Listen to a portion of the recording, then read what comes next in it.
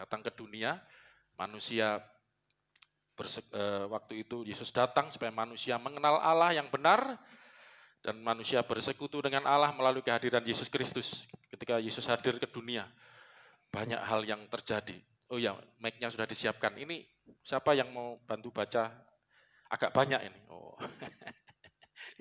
Kamu enggak bawa minum? Minum mau bawa nanti air minum. Nanti kalau keseretan, gaya. Oke. Saudaraku, kita sering dengar istilah seperti ini kan, bahwa kekristenan itu banyak hamba-hamba Tuhan sepakat mengatakan kekristenan itu bukan sekedar agama. Bahkan ada yang ngomong bukan agama malah. Tapi kekristenan itu adalah suatu hubungan. Katakan hubungan. 1, 2, 3. Hubungan. Hubungan antara Allah dengan umatnya. Ini unik, saudaraku. Apa saya pakai mic biasa aja? Ya, ini agak rewel ini. Ya. Tes. Sabar ya, saudaraku. Ya, agak dinaikkan. Jadi kekristenan itu adalah suatu hubungan. Ya, woi, ngeko ini kan dangdutan nanti. Kekristenan itu suatu hubungan, saudaraku. Amin, ya. Hubungan ini unik. Tidak ada agama di dunia yang seperti itu. Dan saya akan buktikan dari Alkitab. Ini makanya minggu lalu, saudaraku ya. Saya ini agak ngebut khotbahnya sebenarnya itu. Terlalu memaksakan, tidak boleh. Jadi saya sadar, ini makanya saya bagi, saya pecah nanti topik-topiknya. Karena saya kepingin sebenarnya itu menjelaskan ini dalam satu khotbah, ternyata tidak bisa ya. Jadi bagaimana Allah itu dari sorga turun ke dunia. Minggu lalu kita sudah belajar turun di mana, saudaraku? Taman Eden. Malah saya sebenarnya mau menjelaskan tentang Allah itu turun pertama kali itu di dalam alam semesta penciptaan ini loh. Menciptakan, itu sudah turun itu saudaraku ya. Cuman agak panjang, itu malah terakhir nanti, itu klimaksnya nanti. Dan saudara akan melihat Yesus sebagai sang firman di situ ya. Makanya kita orang Kristen ini tujuan saya ngajarkan ini supaya bangga, bersyukur, punya iman yang kokoh kepada Yesus Kristus ya, bahwa dia tadi Yesus kita nyanyikan kau Allahku ya toh. Yesus, bagaimana Yesus itu yang dikatakan saudara seberang ya, maaf, dalam kitab mereka sudah bisa dituliskan bahwa adalah manusia biasa, hanya nabi. Tapi orang Kristen kenapa menyembah Yesus? Bahkan Yesus juga Allah. Yesus juga Tuhan. Ya kan? Yang disembah tadi kita nyanyi, yang ku sembah, ku puja, ku sanjung. Lah orang Kristen harus bisa menjelaskan imannya. Orang Kristen harus ngerti, gak ikut-ikutan. Oh katanya Pak Pendeta itu. Itu saya gak ngerti. Alkitab membaca mumet kepala saya, gak ngerti. Wah, jangan sampai seperti itu. Tapi Anda mengenal, mengerti Yesus Tuhan kita. Haleluya. Gak usah pakai mic biasa aja ya, kayaknya lain kali. Sinyalnya kelihatannya. Ini dinyalain lagi. Sinyalnya masuk enggak. Oke. Minggu lalu saya menjelaskan Allah itu hadir ya, masuk ke dalam ciptaan. Di Taman Eden, saudaraku ya. Ketemu Adam ya. Dan Adam berbuat dosa di situ, ada proses di situ ya, bagaimana ada janji tentang Mesias itu panjang udah lihat sendiri ya. Tapi intinya begini, saudaraku. Inilah uniknya kekristenan itu, saudara. Ya. Alkitab ini, perjanjian lama ini, saya sudah sering berkali-kali katakan, perjanjian lama itu kitabnya orang Yahudi, saudaraku. Ya, saudara harus ngerti. Ya, itu nabi-nabinya orang Yahudi, itu harus kita ketahui. Dan itu kita pegang, kita percaya, itu firman Tuhan. Ya, jadi kita tidak pernah ngutik-ngutik, tidak pernah itu terserah. Itu orang Yahudi punya kitab perjanjian lama yang disebut Tanakh, Torah, Nevim, Ketuvim. Singkatan dari kitab Taurat, kitab para nabi, Nevim itu nabi ya, para nabi kitabnya tuh. Dan Ketuvim, tulisan-tulisan suci ya. Ada Salomo nulis di situ, ada Ayub gitu ya. Tulisan-tulisan suci di situ. Nah, di sini orang Kristen menerima itu. Padahal itu bukan kitab kita. Maksudnya gini loh, saudara. Kita tidak pernah merekayasa gitu loh ya. Tapi kita akan menemukan Yesus yang datang. Kalau saudara, ini luar biasa itu gini, saudaraku. Alkitab ini bisa mencatat umur dunia, saudara. Orang Yahudi itu memperkirakan umur dunia kalau sekarang sekitar 6.000-an tahun, saudara. Dari mana? Dari umur. Ada silsilah. Adam itu tercatat, makanya enggak ada kitab yang seperti Alkitab kita. Amin, saudaraku. Makanya dibaca. Itu silsilah dari Adam sampai Yesus itu ada semua, saudaraku. Ada, dicatat itu anaknya ini, ada. Cari kitab yang seperti itu, luar biasa. Ya, dan itu umurnya disebut juga gitu loh. Makanya diperkirakan waktu Adam sampai kedatangan Yesus itu sekitar 4.000-an tahun. Ya, 350 sekian sebelum Masehi itu. Dihitung gitu ya. Sekarang 2000-an tahun setelah Yesus hadir, kira-kira ya kita buat umum gitu aja. Tercatat semua, saudaraku. Ya toh. Dan kita bersyukur bahwa Allah itu yang nun jauh di sana gitu, saudaraku. Ternyata itu datang gitu loh. Dan dan itu tercatat. Ya, itu tercatat dalam Alkitab. Dan kita bisa melihat, jadi bukan ujuk-ujuk Yesus datang itu, enggak gitu loh. Masa Yesus itu sudah pernah datang ke dunia, tapi bukan dalam wujud manusia, itu loh maksud saya. Kalau kita menyembah Yesus yang baru datang waktu Natal, wah alamat, saudara gagal paham gitu loh. Ya, Yesus itu sebelum datang jadi manusia, dia sudah ada. Ya, pada mulanya adalah firman itu katanya Injil Yohanes. Firman bersama Allah. Saya kemarin ketemu Romo, ini kan lagi memperdalam Yunani lagi ya, sama langsung ya, sama orang Yunani. Ini pernah tinggal di Yunani. Saya tanya ini sedikit ya. Pros ya.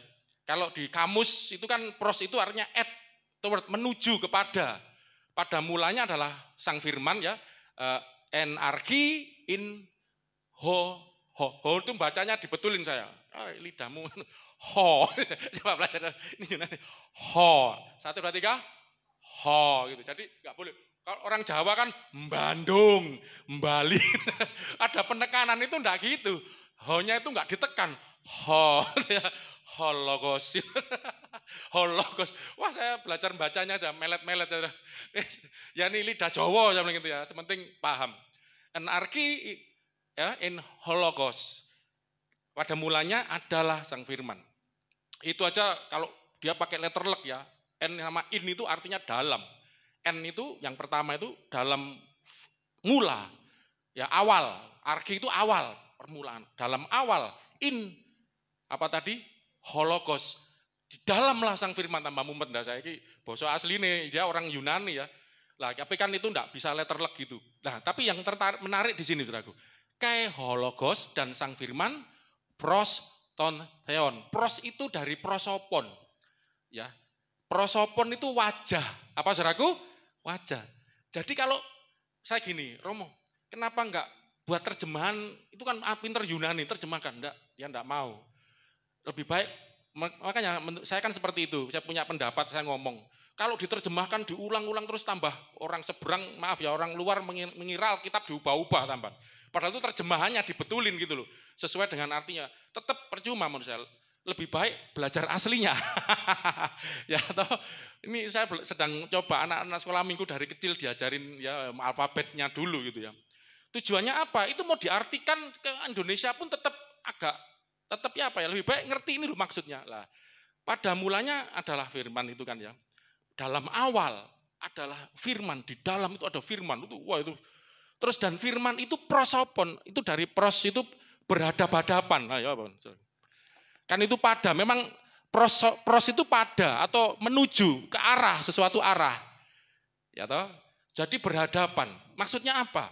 Nah, kan akhirnya menafsir sendiri gitu ya. Yang penting tahu maksudnya. Adalah firman, firman itu berhadapan dengan Allah. Pros menuju pada Allah. Apa pengertiannya? Yang penting kan terus pengertiannya apa? Itu lanjutannya itu. Ke theos in hologos. Dan firman adalah Allah. Berhadapan itu maksudnya sejajar, setara gitu loh. Tambah mumet lagi. Makanya kalau lihat aslinya, tapi paling tidak kita mengerti, oh ada firman. Firman itu berhadapan dengan Allah. Bersama atau berhadapan itu face to face, setara dengan Allah. Ya, saya menerjemahkan pada sebetulnya ya. Jadi firman itu pada Allah gitu lebih. Kalau sesuai kamus strong ya, saudara. Dan firman itu adalah Allah. Ya, firman itu yang menciptakan. Dan firman itu jadi manusia ayat 14-nya. Itu saudara, Yesus yang kita sembah. Dan saya menunjukkan dari kejadian segala macam bagaimana Yesus sebelum jadi manusia sebagai sang firman datang mencipta alam semesta. Tapi itu nanti terakhir malah. Itu di penciptaan. Kemudian datang yang dijumpai Adam. Kenapa saya berani katakan yang dijumpai Adam itu Yesus sang firman yang sebelum jadi manusia? Karena Yohanes 1 ayat 18 sedikit ya. Nanti kita akan melihat itu urutannya ada lanjut terus. Ini penting Yohanes 1 ayat 18. Yohanes 1 ayat 18, coba dilihat itu. Yohanes 1 ayat 18. Yuk. Yohanes 1 ayat 18. Tidak seorang pun yang pernah melihat Allah, tetapi anak tunggal Allah yang ada di pangkuan Bapa, dialah yang menyatakannya. Tidak seorang pun pernah melihat Allah. Kalau gitu yang dilihat Adam siapa di Taman Eden? Di hari yang sejuk. Kan di hari yang sejuk itu ya minggu lalu kan Adam waktu jatuh dosa didatangi Tuhan datang manggil Adam di mana kamu? Berhadapan-hadapan dengan Adam siapa? Tidak ada yang pernah melihat Allah. Ya toh? Ada lagi ayatnya ini kan Injil Yohanes. Yesus sendiri ngomong Yohanes 6 ayat 45 dan 46. Ini supaya lebih mantep. Tidak ada. Rasul Paulus juga tapi itu kepanjangan nanti banyak ayat yang seperti itu. Tapi ini Yesus sendiri yang katakan. Coba baca. Yohanes 6. Ini juga jadi pegangan kita nanti coba. Ayat 45. Ada tertulis dalam kitab nabi-nabi dan mereka semua akan diajar oleh Allah. Allah ngajar manusia. Gitu ya. Dan setiap orang yang telah mendengar dan menerima pengajaran dari Bapa. Allah itu Bapa yang dimaksud. Ngajar, orang akan dengar dan ketika dengar menerima pengajaran, terbuka hatinya datang kepadaku. Pada siapa? Tuhan Yesus. Nanti kita akan lihat. Terus,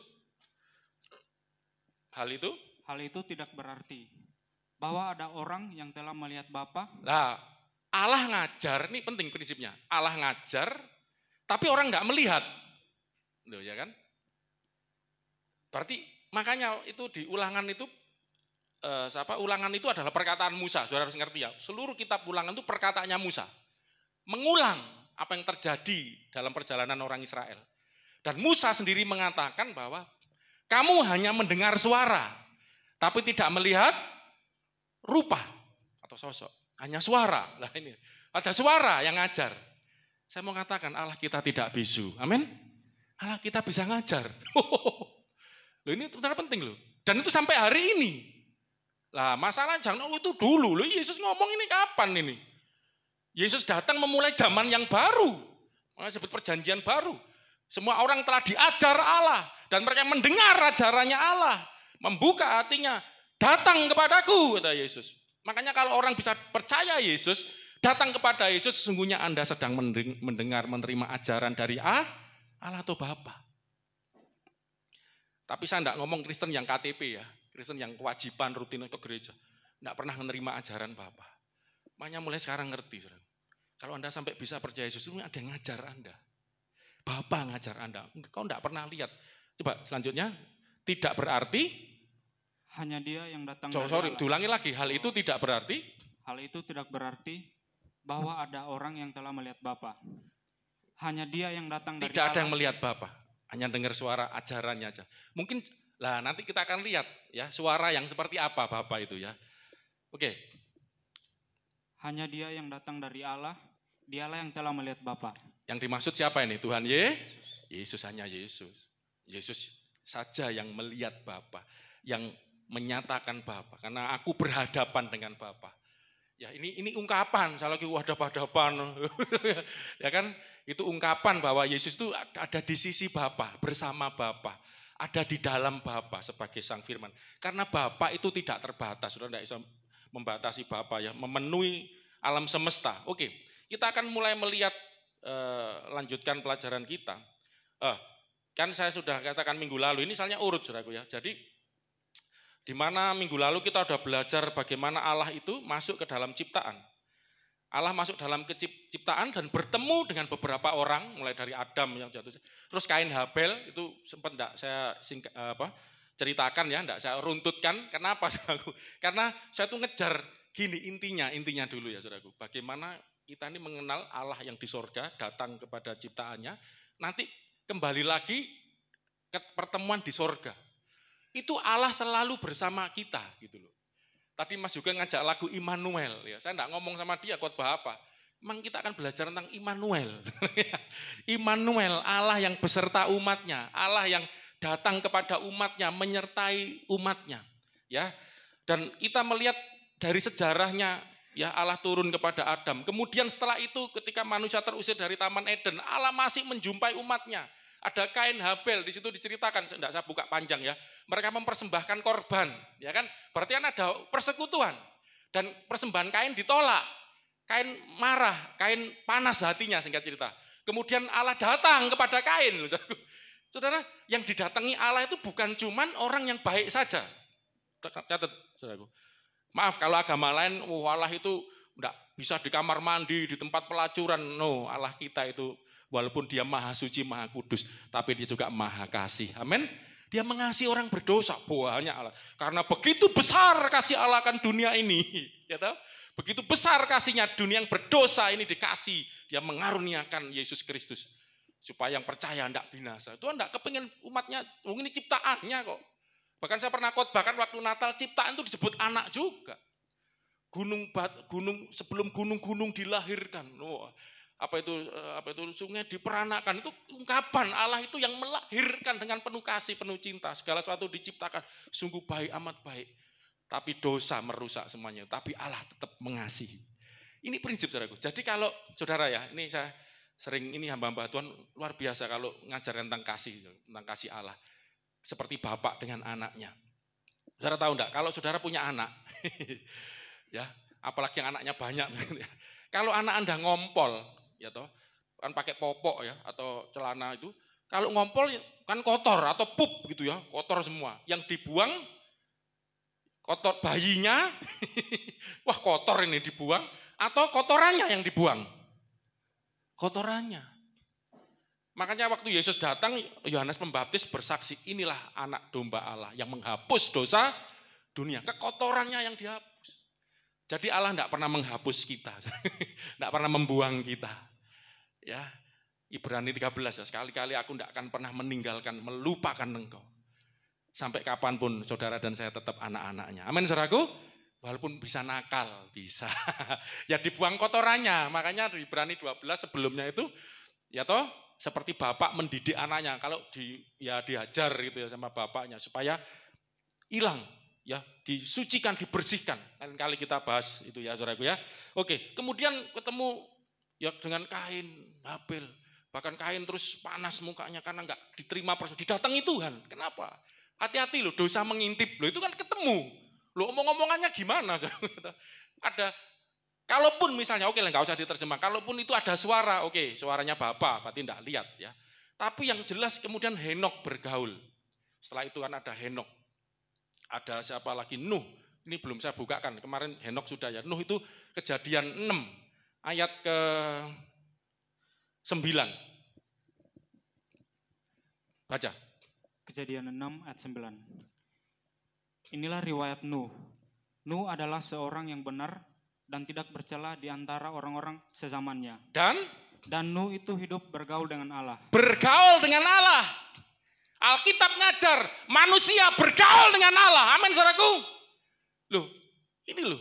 Lah mungkin kita domblong bahasa Jerman ya. Belum karena kayak apa ya bergaul dengan Allah. Karena seperti sesuatu yang hilang gitu saudaraku. Memang kekristenan masuk abad ke-8 sejak abad ke-4 itu. Sampai 1600-an ya, itu sejarah dunia mencatat. Sebelum Martin Luther tampil ya, sola fide, sola gratia, sola scriptura. Hanya oleh anugerah, hanya oleh iman, hanya firman Tuhan ini yang benar. Kembali back to Bible. Karena orang Kristen sudah mistis segala macam itu ya. Saya enggak bahas itu, tapi intinya akhirnya ketika bergaul dengan Allah, wow, selama ini manusia hanya rutinitas. Ke gerejanya sebagai kewajiban. Tidak ada pergaulan. Tidak ada persekutuan. Atau istilah lain persekutuan, pergaulan, suatu relasi dengan Allah. Tapi Alkitab mencatat manusia bersekutu dengan Allah. Sejak Adam jatuh dosa pun didatangi. Kain pun didatangi ya. Kain diingatkan. Dosa sudah mengintip di muka pintu. Itu baca sendiri nanti. Pasal 4 itu. Hati-hati. Dan waktu berbuat dosa tetap didatangi, saudaraku. Kain takut nanti aku akan dibunuh orang. Tak beri tanda ndak. Itu bicara anugerah. Saudaraku lihat, saudaraku. Manusia dipanggil untuk bersekutu dengan Tuhan. Allah datang kepada ciptaannya minggu lalu itu. Bahkan sampai nanti pun Tuhan datang dari sorga. Yerusalem baru. Itu saya bukakan Wahyu. Tuhan datang. Allah berdiam di tengah umatnya. Ini satu hatinya Tuhan, saudaraku. Allah ingin datang. Allah mau datang kepada manusia. Apalagi setelah itu apa? Nuh ya. Terus keturunan selanjutnya ada Terah nanti. Terus Abraham dijumpai. Bahkan dalam wujud manusia, pasal 18. Makan dengan Abraham. Ngobrol dengan Abraham, muka dengan muka. Berhadap-hadapan. Yang terus Abraham, Ishak, Yakub. Yakub malah bergumul dengan Allah. Lihat, saudaraku. Coba ini jangan diabaikan. Ini fakta yang terjadi. Para bapak leluhur bergaul dengan Allah, bersekutu dengan Allah. Dan yang saya mau khotbahkan hari ini, bahkan bukan hanya pribadi-pribadi, bahkan suatu bangsa pun. Allah datang. Jadi Allah yang kita sembah ini adalah Allah yang menyatakan diri. Bukan Allah yang jauh di sana tersembunyi. Dan memang Allah itu bersemayam di dalam terang yang tak terhampiri, kata firman Tuhan. Terang, bahkan ada ayat ngomong bersemayam nanti kita minggu depan itu. Ketika saya bicara bait Allah, bersemayam di dalam kekelaman. Kekelaman itu suatu kedalaman yang makanya enarki, yaitu di dalam dalam awal in hologos, ada kedalaman. Itu orang Yunani yang ngomong itu, Romo Yunani itu. Firman itu lebih dalam lagi gitu. Wah, itu saya agak mumet kepala karena dia filsafatnya di situ kan. Orang pengertian Yunani gitu. Dalam banget, saudara. Ya. Makanya nanti kadang-kadang kita baca Alkitab itu ada di dalam Ibrani, enggak salah itu. Ya, firman itu yang menopang segala sesuatu gitu. Dia ada di dalam segala sesuatu itu kita enggak paham. Itu filsafat kebenaran, filsafat firman Tuhan ya, filosofinya firman Tuhan. Firman itu di dalam segala hal. Makanya kita di dalam Bapa di dalam itu, kalau kita enggak mendalami gitu enggak ngerti. Nanti itu bahasannya yang lain ya. Oke, Nuh, Abraham, Ishak, Yakub bahkan bergumul dengan Allah. Dan Yakub akhirnya menjadi satu bangsa.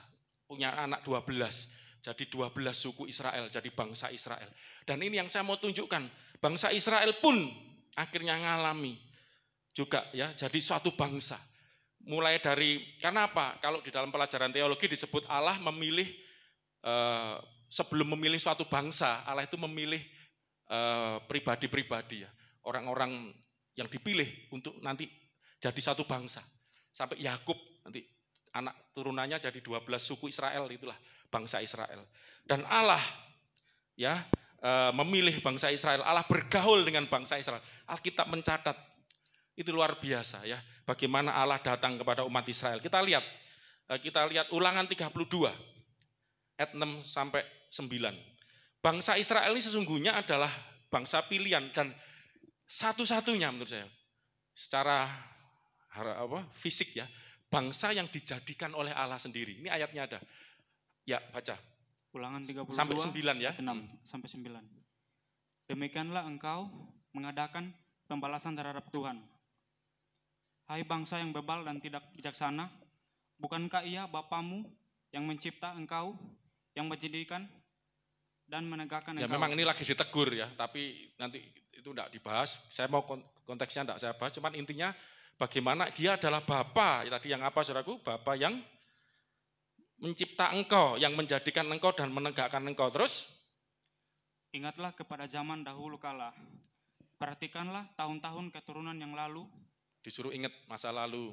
Tanyakanlah kepada ayahmu. Karena itu nanti dari mulut ke mulut. Jadi mereka itu punya silsilah. Bapaknya siapa namanya itu mereka tahu kisahnya Adam, kisahnya Kain, Habel, segala macam, Set itu ya, Henok, segala macam itu tahu mereka. Suruh tanya. Tanyakanlah kepada ayahmu, maka ia memberitahukannya kepadamu. Kepada para tua-tuamu, maka mereka mengatakannya kepadamu. Terus ketika Sang Maha Tinggi membagi-bagikan milik pusaka kepada bangsa-bangsa, ketika Ia memisah-misah anak-anak manusia, maka Ia menetapkan wilayah bangsa-bangsa menurut bilangan anak-anak sampai Israel. dibuat seperti itu. Terus satu lagi, tapi tidak bahas itu ya, panjang nanti. Terus tetapi bagian Yahweh ialah umatnya. Bagian Tuhan atau Yahweh ialah umatnya. Yakub ialah milik yang ditetapkan baginya. Ada banyak bangsa ditetapkan menurut ini nanti kalau saudara, wah ini 12 suku Israel, ada kata bilangan 12 itu enggak main-main di Alkitab. 12 suku Israel, 12 rasul, Tuhan Yesus itu. Terus nanti di pintu gerbang itu bait Allah 12 Yerusalem, ada 12 pintu. Ada 4 sudutnya tuh setiap sisi ya, tiga sorga ya, Yerusalem baru pun itu 12 itu lain kali bisa dibahas itu. Yang seneng gerejanya Mas Yoga dulu itu bahas itu. Nah, tapi ini enggak main-main, ditetapkan itu dan tapi Tuhan itu memilih umatnya Israel. Itu loncat ayat 18 biar lebih jelas. 32 18. Ulangan 32 ayat 18. Gunung batu yang memperanakan engkau. Gunung batu itu Tuhan menyebut gelarnya, dirinya sebagai gunung batu. Yang memperanakan engkau. Telah kau lalaikan dan telah kau lupakan. Diperingatkan karena mereka melupakan, melalaikan. Terus Allah kau lupakan Allah yang melahirkan engkau. Allah yang melahirkan engkau. Allah melahirkan. Makanya kok Allah melahirkan, ini ungkapan ya. Allah yang melahirkan. Dari mana Allah melahirkan orang Israel, umat Israel? Itu ungkapan dari Ulangan pasal 4 ya. Ayat 7 agak panjang nih, agak cepat bacanya sampai 20. Nanti saya potong-potong di tempat-tempat yang perlu saya beri penekanan. Inilah sebelum kita nanti melihat bagaimana Allah itu bergaul, bersekutu dengan bapak-bapak leluhur, dengan umat Israel, umat Tuhan. Ya, kita lihat bagaimana Allah yang melahirkan bangsa ini, Saudaraku. Baca. Ulangan pasal 4 ayat 7 sampai 20. Sebab bangsa besar manakah yang mempunyai Allah yang demikian mereka disebut bangsa yang besar, punya Allah yang demikian dekat kepadanya seperti Tuhan Allah kita. Ya. Sebab kali kita memanggil setiap kali kita memanggil kepadanya. Begitu dekat, setiap kali manggil. Lah maaf ya, kalau kita kan Allah itu dekat, hanya sejauh doa. Ya ini kan, tapi suatu yang abstrak, maaf ya. Ya tapi iman, kita imani. Tapi orang Israel ngalami sendiri, benar-benar dekat. Nanti kita akan tunjukkan. Dan bangsa besar manakah yang mempunyai ketetapan dan peraturan demikian adil seperti seluruh hukum ini. Mereka punya hukum Taurat. Terus yang kubentangkan kepadamu pada hari ini. Ya. Tetapi waspadalah dan berhati-hatilah, supaya jangan engkau melupakan hal-hal dilihat oleh matamu sendiri itu. Ada hal-hal yang dilihat dengan mata sendiri. Kristen ini, Saudaraku, Alkitab, ini ciri khasnya itu ada sesuatu yang kesaksian itu jadi kunci. Ya, makanya ada hukum Taurat 2-3 orang, kesaksian oleh 2 atau 3 orang itu sah. Jadi orang itu melihat sendiri, ngalami sendiri, itu harus wajib. Kalau cuman sendirian ngomong, ngoyoworo itu cuman omonganmu saja. Jadi mereka melihat sendiri. Mereka ini bangsa loh, satu bangsa. Terus jangan lupa apa yang dilihat, apa itu? Dan supaya jangan semuanya itu hilang dari ingatanmu seumur hidupmu. Nah, dan yang kamu lihat harus kamu ingat dan kamu menjadi saksi akan itu. Terus beritahukanlah, beritahukanlah kepada anak-anakmu dan kepada cucu cicitmu semuanya itu. Oh, itu turun-temurun diberitahukan. Ya. Supaya mereka tahu apa yang dialami oleh nenek moyangnya, dan mereka tahu apa yang dialami dari Adam ya sampai kepada Abraham sampai Yakub. Terus yakni hari itu ketika ini yang nggak boleh dilupakan, yang kamu lihat, yang kamu alami sebagai bangsa yang besar, yang begitu dekat dengan Allahnya itu ya. Yakni hari itu ketika engkau berdiri di hadapan engkau Tuhan. Berdiri di hadapan Tuhan atau Yahweh, huruf besar semuanya. Allahmu di mana? Allahmu di Horeb itu atau Gunung Sinai nama lainnya. Terus waktu Tuhan berfirman kepadaku, suruhlah bangsa itu berkumpul kepadaku, maka aku akan memberi mereka mendengar segala perkataanku. Mereka akan mendengar segala perkataanku. Mereka akan dengar. Mana ada bangsa yang besar, dekat dengan Allahnya, dengar suara Allahnya. Cari agama apapun. Terus sehingga mereka takut kepadaku selama mereka hidup di muka bumi dan mengajarkan demikian kepada anak-anak mereka. Tahu, ini loh, Tuhan itu ada. Tuhan itu nyata, kami lihat dengan mata kami sendiri. Lah cuma nanti yang dilihat apa itu ya. Kami dengar suaranya. Terus lalu kamu mendekat dan berdiri di kaki gunung itu. Sedang gunung itu menyala sampai ke pusar yang dilihat gunung. Bukan berarti lain nih, makanya orang dulu nyembah gunung, nyembah apa itu salah kaprah ya. Jadi apa yang dilihat gunung, berdiri kaki gunung. Terus gunung itu apa? Menyala sampai ke pusar langit. Menyala berarti ada api sampai ke pusar langit.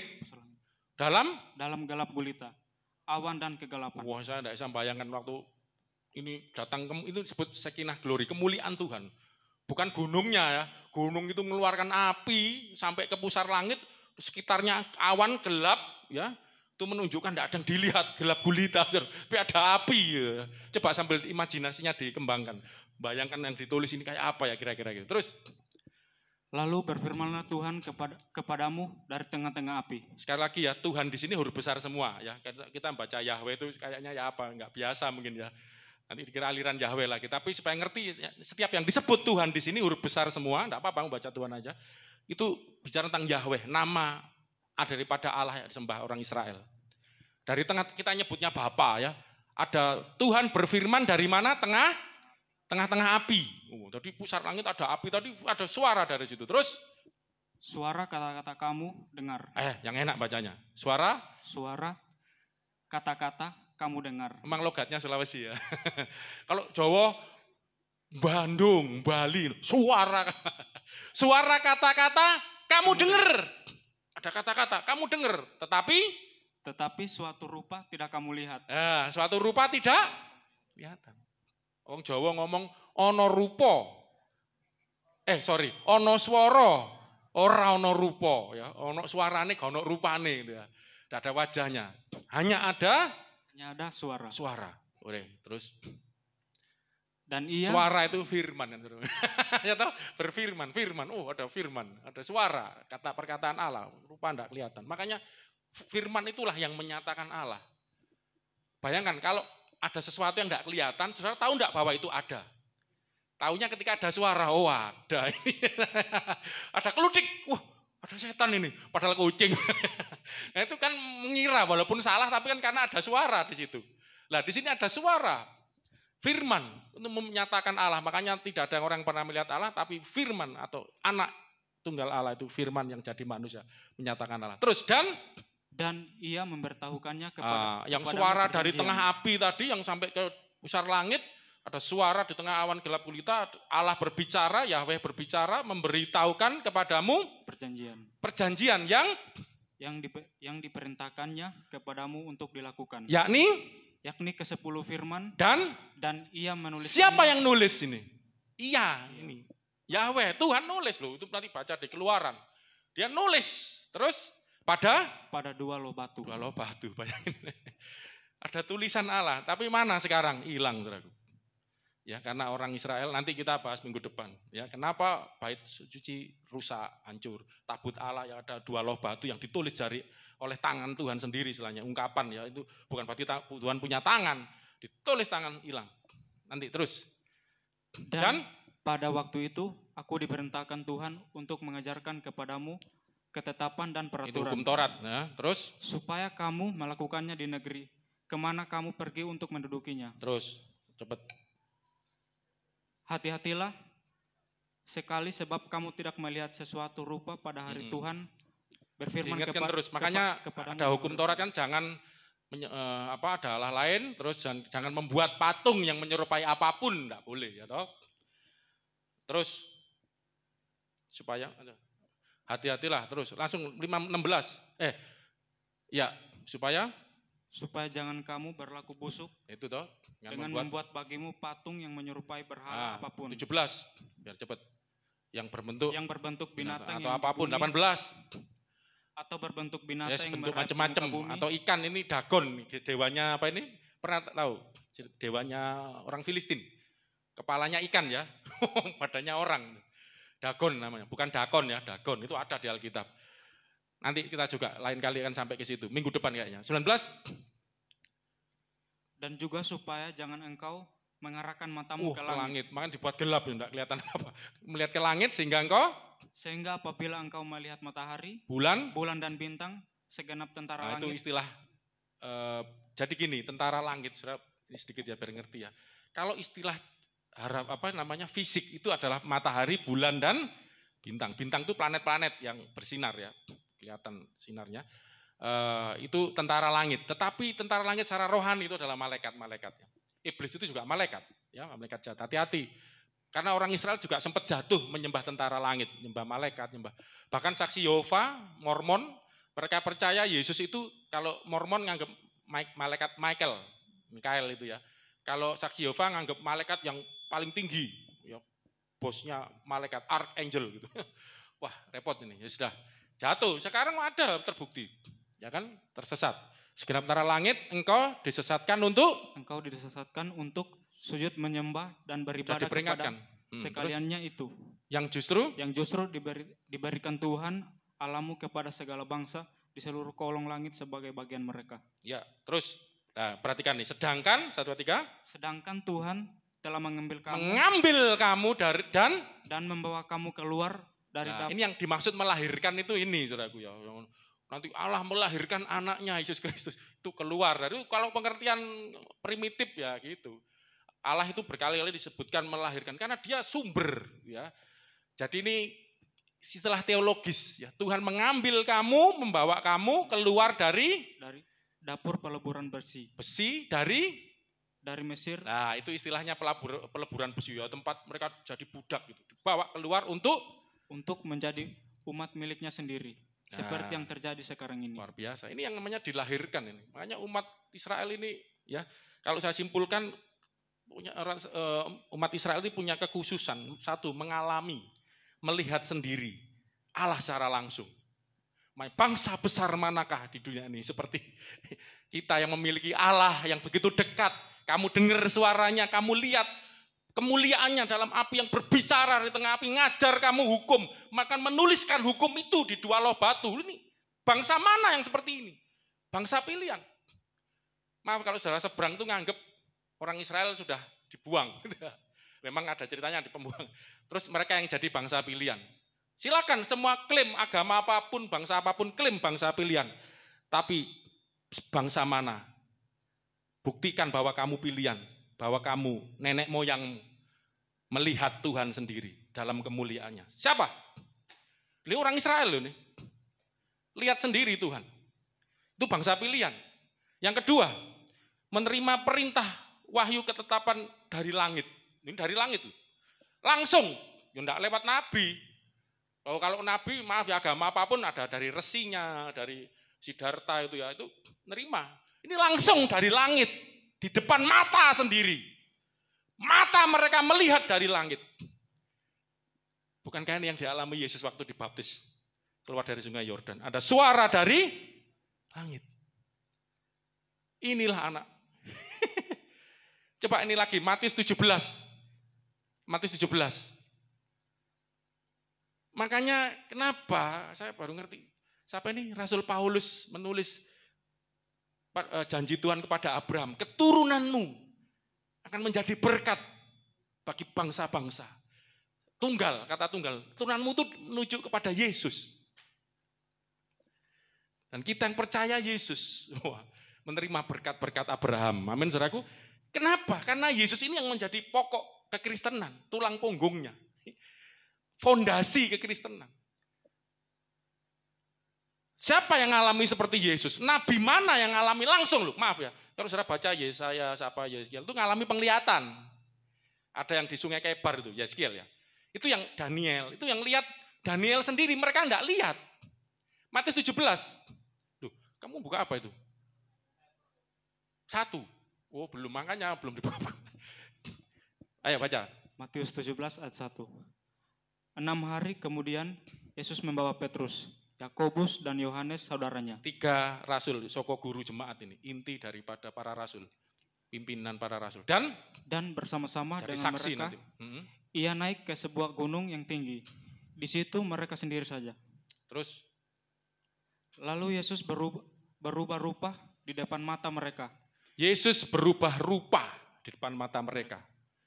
Wajahnya bercahaya seperti matahari dan pakaiannya menjadi putih bersinar seperti terang. Inilah Yesus dalam keadaan yang sebenarnya, saudara. Terus? Maka nampak kepada mereka Musa dan Elia sedang berbicara dengan dia. Kata Petrus kepada Yesus, Tuhan, betapa bahagianya kami berada di tempat ini. Jika engkau mau, biarlah aku ini omongannya manusia ini ya. Buat kemah, biarlah aku dirikan di sini. 3 kemah. Satu untuk engkau, 1 untuk Musa, dan 1 untuk Elia. Nah, ini pikiran manusiawi ya, nggak paham. Terus di ayat yang lain dikatakan Petrus karena nggak ngerti apa yang dia katakan, ya ngomong pemikiran manusia. Terus dan tiba-tiba sedang ia berkata-kata, turunlah awan yang menaungi mereka. Terang, jangan dilewati. Awan yang terang menaungi mereka. Dan dari dalam awan itu terdengar suara yang berkata, inilah anak Allah yang kukasihi. Anak Allah. Inilah anak yang kukasihi. Kepadanya lah aku berkenan. Dengarkanlah dia. Anak Allah, tapi kan anaknya dia yang kukasih. Ya sudah. Jadi ngalami sendiri. 3 soko guru jemaat ini gereja itu di sini berdirinya, sebenarnya. Makanya orang boleh klaim kami bangsa pilihan. Semua mulut bisa ngucap asal ngomong. Buktikan bahwa kamu bangsa pilihan. Kamu ketemu Tuhan sendiri. Tuhan Yesus berubah muka, bersalin rupa istilahnya apa? Dalam kemuliaannya. Ini kelihatannya voltase naik turun ini. Para rasul itu soko guru jemaat disebut Alkitab. Jemaat itu gereja. Ya, bahasa aslinya itu eklesia, jemaat, eklesia. Jadi soko gurunya. Inilah dasarnya. Kenapa orang Israel bangsa pilihan? Nenek moyangnya. Kalau secara umum itu mulai Abraham, Ishak, Yakub, bahkan sebelumnya ketemu Tuhan, bergaul dengan Tuhan. Bahkan mereka sebagai suatu bangsa ngalami Tuhan. Ceritakan kepada anak cicitmu apa yang kamu lihat, kamu saksikan, kamu dengar betapa Tuhan itu mulia. Para rasul juga, makanya Rasul Petrus nulis di dalam 2 Petrus pasal 1. Ayatnya berapa ini ya? 2 Petrus pasal 1 ayat 16 enggak salah, coba. 2 Petrus, ya.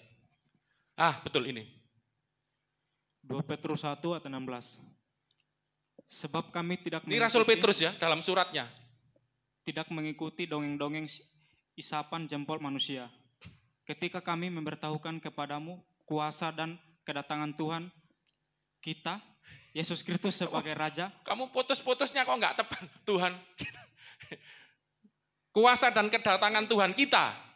Yesus Kristus sebagai Raja. Tetapi kami adalah ini bukan saksi, dongeng. Kami saksi mata dari kebesarannya. Kristen itu perlu bersaksi, itu bukan cerita yang saksikan yang kamu alami dengan Tuhan. Nah, ini kita untuk prakteknya.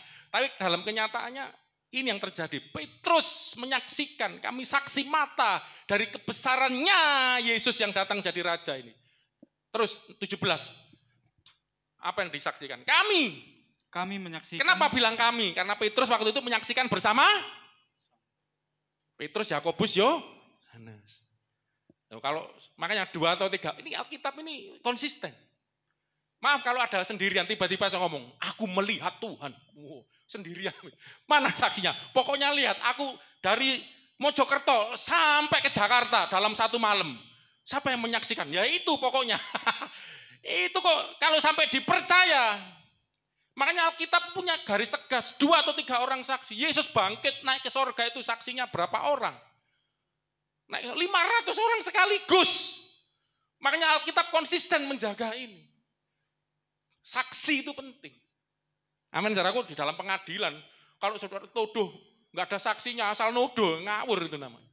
Asal bersaksi, enggak. Kita bangsa pilihan. Kita umat pilihan, mana buktinya? Ada saksinya. Nah, kalau kita terhisap kepada iman pada Yesus, pokoknya itu Yesus ngalami itu. Para rasul itu kan, gereja itu didirikan, Alkitab ngomong, di atas dasar para rasul dan para nabi. Baca enggak? Gereja itu didirikan di atas dasar para rasul. Jadi ajarannya para rasul, para nabi. Haleluya, saudaraku. Ini yang terjadi. Terus, kami menyaksikan bagaimana ia Iya, Yesus yang datang jadi raja tadi menerima kehormatan dan kemuliaan dari Allah Bapa. Ketika datang kepadanya suara dari yang Maha Mulia yang mengatakan, inilah anak yang kukasihi, kepadanya lah aku berkenan. Ada suara. Awan tadi lah. Kita akan kembali apa yang terjadi dengan orang Israel ya. Ulangan 4, lompat tapi langsung ayat 32 biar cepat. 32 sampai 39.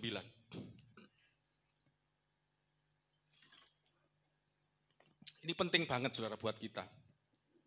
Pengalaman rohani, pengalaman dengan Tuhan itu penting banget.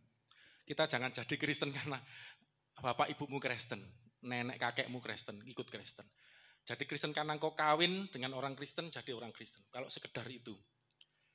Kristenan makanya tadi bukan sekedar agama. Kristen itu satu hubungan. Punya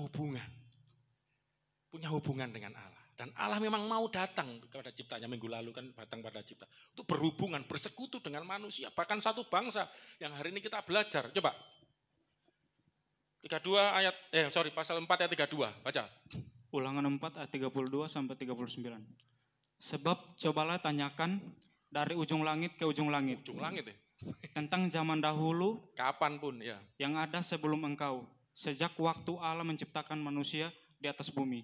Apakah ada pernah terjadi sesuatu hal yang demikian besar, atau apakah ada pernah terdengar sesuatu seperti itu? Ya, terjadian hal yang sebenarnya. Terus, pernahkah suatu bangsa mendengar suara ilahi yang berbicara dari tengah-tengah api seperti yang kau dengar dan tetap hidup? Ada suara ilahi dari tengah-tengah api berbicara dan manusia masih hidup. Terus, atau pernahkah suatu Allah mencoba datang untuk mengambil bagiannya suatu bangsa dari baginya. Mengambil baginya suatu bangsa dari tengah-tengah bangsa yang lain dengan coba-cobaan. Dengan cobaan-cobaan. Tanda-tanda serta mujizat-mujizat. Itulah itu saudara. Dan peperangan dengan orang Mesir ya. Sampai waktu belah laut sudah saya khotbahkan tengah laut terus lautnya nutup. Dan dengan tangan yang kuat dan lengan yang terancung dan dengan kedahsyatan yang besar. Kedasi yang besar. Kedahsyatan itu soal ketikanya. Terus seperti yang dilakukan Tuhan Allahmu bagimu di Mesir di depan matamu. Di depan matamu. Saya sudah sering khotbahkan bagaimana Allah berjalan memimpin di dalam tiang awan, tiang api. Di tengah-tengah orang Israel. Untuk memimpin dan di depan mata mereka melihat sendiri bagaimana orang Mesir itu masuk ke laut. Ditenggelamkan oleh Tuhan. Ya. Engkau diberi melihatnya untuk mengetahui bahwa Tuhanlah Allah, tidak ada yang lain kecuali Dia. Anda harus bersaksi. Amin. Umat Tuhan harus bersaksi. Saksikan apa yang kau lihat yang Tuhan kerjakan. Masalahnya, ini pertanyaan. Mau bersaksi apa Pak? Nggak pernah lihat Tuhan saya. Nggak pernah ngalami. Kristen nol itu namanya. Saya nggak mau sombong lebih. Enggak. Ini satu dorongan buat kita. Alami Tuhan. Tuhan itu nyata gitu loh. Dia datang kepada ciptaannya. Dia datang untuk bersekutu dengan ciptaannya. Bahkan satu bangsa pun dipanggil, dilahirkan sendiri. Dipilih sendiri. Dijadikan, dibentuk Tuhan sendiri. Dari dapur peleburan dari Mesir tadi. Keluar, nyata mereka lihat, saksikan itu. Ya, bahwa tidak ada Tuhan. La ilaha illallah. Tidak ada Tuhan Allah. Tidak ada yang kecuali engkau diberi mengetahui bahwa Tuhanlah Allah. Tidak ada yang lain. Terus. Lanjut. Dari langit ia membiarkan engkau mendengar suaranya untuk mengajari engkau. Nah, engkau diberi melihatnya untuk mengetahui tidak ada Tuhan yang lain ya. Dari langit, perhatikan baik-baik. Dari mana? Dari langit. Iya, Tuhan membiarkan engkau mendengar suaranya untuk mengajari engkau. Dari mana mendengar suara diajari? Langit. Loh, ini kenyataan loh saudaraku. Benar-benar langit. Langit itu di mana? Di kanan, di kiri, di atas. Dan langit itu jamak, istilah samayim itu jamak. Tingkap-tingkap langit, heaven, ya surga. Itu langit yang tidak terbatas. Ada suara berseru dari langit. Ngajari engkau. Terus terus di bumi, garis bawah, di bumi. Tadi di langit, dari langit. Sekarang di bumi ada apa? Ia membiarkan engkau melihat apinya yang besar. Ada penampakan Allah, Theophany. Allah menampakkan diri dalam apa? Api yang besar. Dan segala perkataannya kau dengar dari tengah-tengah api. Berarti ada berapa suara yang ngajar? 2 kan, dari langit dan dari bumi. Dari langit enggak kelihatan, dari bumi yang kelihatan api. Api yang menyala-nyala dan dari situ keluar suara. Ini sudah kelihatan, saudara. Apa ada 2 Allah gitu loh. Yang satu bersuara dari langit, yang satu nampak di bumi dalam wujud api, dan ada suara di situ. Saya kan orang Israel bingung, kadang dari api. Makanya kadang orang juga nggak paham, Yesus kok Allah? Kan di surga ada Allah, Yesus kok Allah? Loh, ini loh bacaan. Kalau dulu Allah menampakkan diri dalam wujud api, itu api itu sebenarnya awan, ya awan yang berapi. Nanti saya bisa tunjukkan itu. Yang kelihatan seperti ya awan tapi kelihatan seperti api gitu. Karena Tuhan itu nanti datang dalam awan sebetulnya. Dan mereka lihat dan ada suara dari situ. Banyak orang yang tidak ngerti loh, Allah kok masih berfirman, itu yang pertanyaannya. Yesus karena firman turun ke dunia, kok masih berfirman dari langit? Ini kok firman sudah turun lah. Karena kamu tidak mau terima hukum Taurat, kamu tidak mau terima kitab para nabi. Di sini sudah dijelaskan. Allah itu jangan dibayangkan seperti manusia. Amin, saudaraku. Allah itu maha hadir. Allah itu maha kuasa. Kalau di kita itu nyebutnya hipostasis. Apa saudaraku? Hipostasis. Hipostasis itu ada realita. Allah itu satu, Tuhanlah Allah, Yahweh lah Allah, Allah itu Esa. Tapi ada hipostasis yang berbeda. Bisa menampakkan diri dalam hipostasis yang berbeda. Dari langit bisa. Dalam waktu yang bersamaan di bumi dalam wujud api. Allah bisa ada di langit, bisa ada di bumi. Lah nanti kita belajar yang dilihat inilah. Tidak ada seorang pun yang pernah melihat Allah kan. Tapi anak tunggal Allah, yaitu anak Allah yang menyatakannya. Jadi yang dilihat orang Israel dalam wujud api dari tengah-tengahnya itu nanti sudah bisa bandingkan dengan Kisah Rasul 7. Jadi itu ada sosok yang di situ. Dan itulah anak Allah, praeksistensi Yesus sebelum jadi manusia. Lanjut. Karena ia mengasihi nenek moyangmu dan memilih keturunan mereka. Bahwa ia sendiri telah membawa engkau keluar dari Mesir dengan kekuatan yang besar. Terus, untuk menghalau dari hadapanmu bangsa-bangsa yang lebih besar dan lebih kuat daripadamu. Untuk membawa engkau masuk ke dalam negeri mereka dan memberitakannya kepadamu menjadi milik pusakamu. Seperti yang terjadi sekarang ini. Yang membawa engkau masuk ke dalam negeri mereka dan memberikannya kepadamu jadi milik pusaka, dibawa keluar dari Mesir, dibawa masuk ke dalam tanah perjanjian. Ini Tuhan sendiri yang lakukan ini.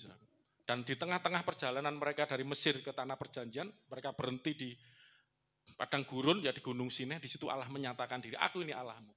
Tapi sebenarnya Allah itu sudah memimpin, lanjutannya ada satu ayat ini penekanannya, coba satu ayat lagi bawahnya itu penekanannya. Sebab itu ketahuilah pada hari ini dan camkanlah bahwa Tuhan camkanlah bahwa Tuhan. Kamu kalau belajar A I U E O nya jangan nanti kalau camkanlah misalnya camkanlah sebab jadi apa A I U E O nya ya kalau orang nyanyi itu juga gitu ya. Kebiasa bibirnya sesuai A I U E O ya. Coba lagi. Sebab itu ketahuilah pada hari ini dan camkamlah bahwa Tuhanlah Allah yang di langit di atas dan Tuhanlah di Allah yang di langit di atas dan bumi di bawah. Di bumi di bawah, tidak ada yang lain. Oke. Allah memimpin orang Israel dan menyatakan hipostasis dalam 2 hipostasis tadi, realita. Itu sudah terjadi dan di dalam wujud awan. Itu kita sudah sering saya khotbahkan ya. Bagaimana memimpin keluar dari Mesir dengan tiang awan, tiang api, saudaraku ya.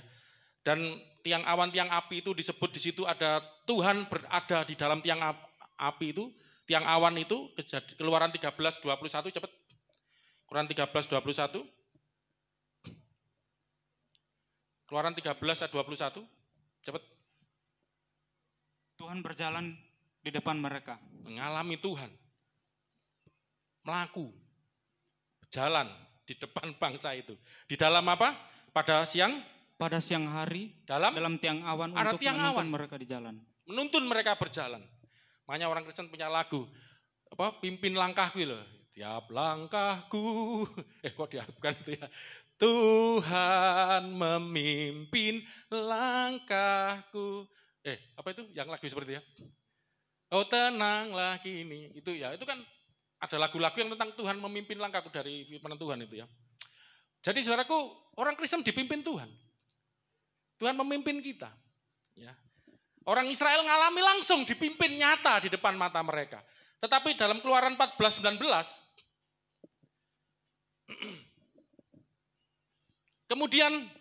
kemudian bergeraklah malaikat Allah. Ini ketika dikejar Mesir ya, sudah saya pernah khotbahkan. Yang tadinya berjalan di depan yang bergerak Israel. Siapa ini? Malaikat Allah. Yang tadinya berjalan di mana? Di depan tentara Israel. Nah, padahal berjalan depan tentara Israel ini siapa? Yahweh kan? Tuhan tadi itu kan ada di dalam. Nah, inilah. Jadi saudara harus membiasakan, ngerti bahwa ada disebut Tuhan, disebut malaikat Yahweh. Karena itu adalah hipostasis daripada Allah, dan malaikat Yahweh itu sendiri adalah penampakan daripada Yahweh itu sendiri. Saya lompat Keluaran 14:24. Nah, ini ya saya sudah sering khotbah lagi. Nah, Bilangan 14:14 ini kesimpulan daripada perjalanan orang Israel yang dipimpin oleh tiang awan, tiang api itu. Baca saudaraku. Ini yang sudah sering saya khotbahkan. Keluaran 14:24 tadi ya. Ini sekarang Bilangan 14:14. Bilangan 14:14. Mereka akan bercerita kepada penduduk negeri ini yang telah mendengar bahwa Engkau Tuhan atau Yahweh ada di tengah-tengah bangsa ini. Tuhan ada di mana, saudaraku? Di tengah-tengah bangsa. Bangsa ini bangsa apa yang dimaksud? Bangsa Israel. Tuhan itu hadir di tengah-tengah umatnya. Tuhan hadir di tengah-tengah umatnya. Ada di tengah-tengah bangsa ini. Dan juga apa? Bahwa Engkau, Tuhan, menampakkan dirimu kepada mereka dengan berhadapan muka. Waktu awanmu berdiri di atas mereka, dan waktu engkau berjalan mendahului mereka. Jadi mereka melihat Tuhan langsung. Ini loh yang disebut umat pilihan itu sebenarnya. Kriterianya maksud saya. Mereka Tuhan di tengah, jadi bukan Tuhan yang non jauh di sana. Tapi Tuhan yang tinggal di tengah-tengah umatnya. Ini bangsa pilihan. Dan mereka melihat sendiri. Menampakkan dirimu Tuhan, Engkau menampakkan dirimu dan berhadapan muka. Awanmu berdiri atas mereka. Berjalan di depan mereka, menuntun mereka siang malam dalam waktu yang awan, yang api. Bandingkan dengan Yohanes 1:14. Yohanes 1:14. Yohanes 1:14. Firman itu telah menjadi manusia dan diam di antara kita. Diam di mana? Di antara kita. Di antara kita. Ayat satunya coba biar tahu. Firman itu siapa? Mis baca terjemahan LAI enggak apa-apa, yang penting yang belakangnya. Pada mulanya adalah firman. Firman itu bersama-sama dengan Allah, dan firman itu adalah Firman Allah. Itu siapa? Firman itu hipostasis. Salah satu hipostasisnya Allah, realita dari Allah. Sebagai sang firman. Manusia tidak bisa melihat Allah, tapi firman ini yang menyatakan Allah. Dan firman itu, ayat 1, Yohanes 1:14 tadi.